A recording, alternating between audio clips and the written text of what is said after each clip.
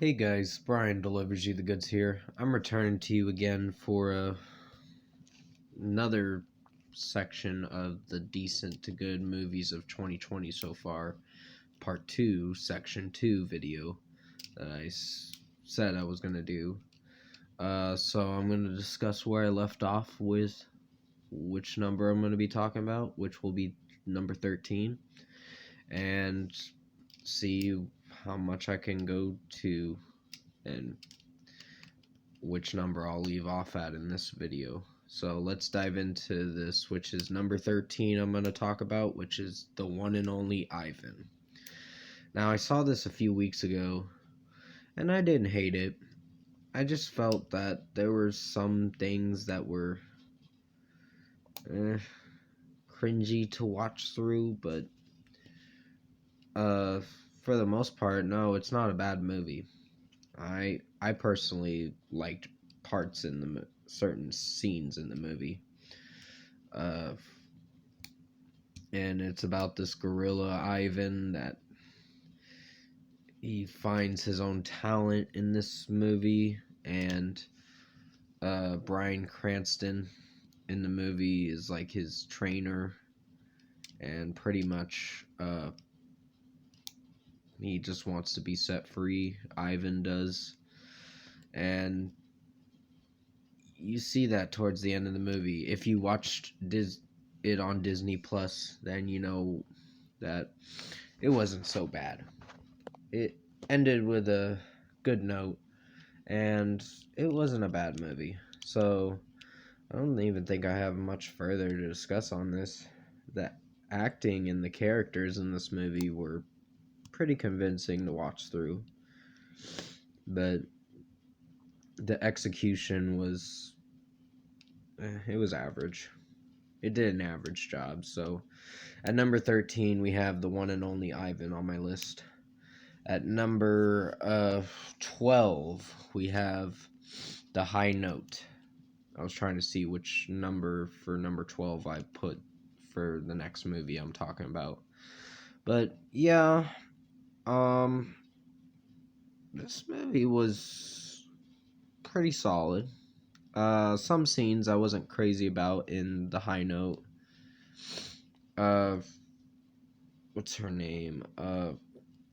She was in 50 Shades of Grey.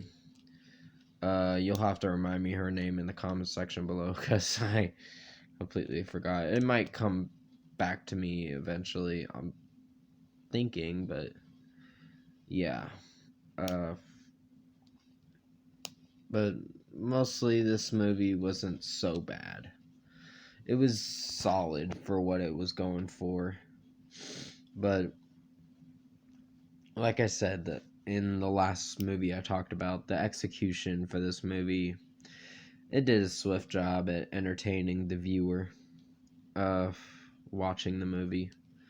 And just certain scenes in the movie I couldn't get behind, and some scenes towards the end of the movie, it closed out the movie pretty well, I guess you could say. Uh, I know her name, but it's at the tip of my tongue. Uh, the actress that plays in this, like I said, she played in 50 Shades of Grey, and I just don't know why I can't remember her name. Her acting name. I'm like, shit. Like, this is gonna fuck up this video. But to move on, at number 12, we have The High Note. At number 11, we have The King of Staten Island. Now, Pete Davidson in this movie, it was kind of based on his story of how he got started into comedy, but the movie kind of, towards the end, didn't execute too well, but it did an alright job. It made it up my number 11 list, so that's something. It means the movie wasn't so bad. It wasn't great, but it was average. So yeah, I don't know. There were some scenes in the movie that I kind of thought were a little funny. But how it played out, this movie, I don't know. It just didn't feel like a really interesting movie to me that much. But it's worth watching. If you liked it, that's fine. I'm not totally bashing you for liking something that you like. It's just, for me, it just wasn't the movie I would see putting in my best movies. But it did an alright job. If you haven't seen my review for it, go check it out, for The King of Staten Island. But at number 11, we have The King of Staten Island. Number 10, we have Mulan. Now, I know you're going to say, oh, this should be in your worst movies. I personally don't think so. I think with the plot, it's not as bad as everyone's hyping it up to be. It may have some mess ups, like in the movie, where they didn't add music in it. That's one thing that they got wrong. They should have uh made the character's name Shan Yu instead of Bori Khan, and then a witch that is a sorcerer that pretty much is telling Mulan or whatever to go home. It's about this. It's an animated film that they made back in the day, Mulan, and they recreated it, but in a live action movie, and it didn't do so well, but it did all right. With the story that it was going for, I guess it's okay. I know they wanted it. I didn't like how they changed things up with the characters. It made them so bland and serious all the time. But for what it was going for, I guess it's alright. So at number 10, we have Mulan. I know most of you are going to probably disagree with me on this pick that I chose for number 10, but I chose it, so I'm sorry about that. At number 9, we have The Old Guard. Now, I think this one was better than Mulan, for sure. It was a step better than Mulan. But it made it at my number 9 pick in the top 10. And Mulan is in the top 10 of the decent to good movies of 2020's video that I'm doing. And, well, the so far thing. I'm not doing the end of the year video for decent to good movies till December 13th. So, yeah. Charlize Theron in this movie played a pretty convincing role. I think the storyline is actually pretty interesting. I actually liked it. It is made up, but still, it's pretty interesting storyline where these immortals can't die, and then Charlize Theron finds out that she can die because she's lived a long time, since the 11th century. And I'm like, holy shit, that's like in the BC time. And I'm like, damn, she lived in the BC time, and where there was like medieval stuff and all that going on in the movie, not in real life, of course.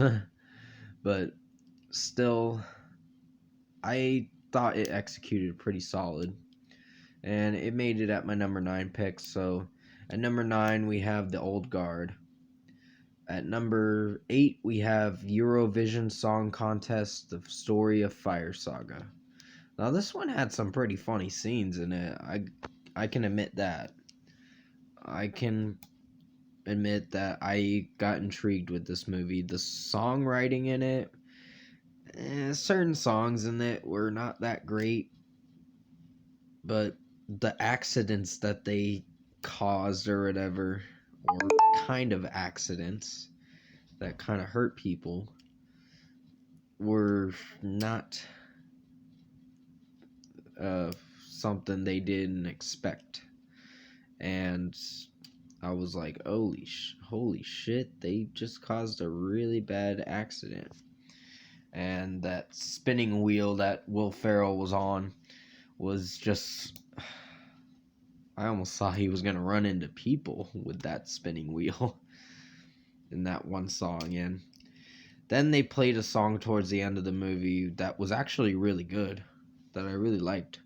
Couldn't make it out what uh, Rachel McAdams was singing, but still, not a bad job with this movie.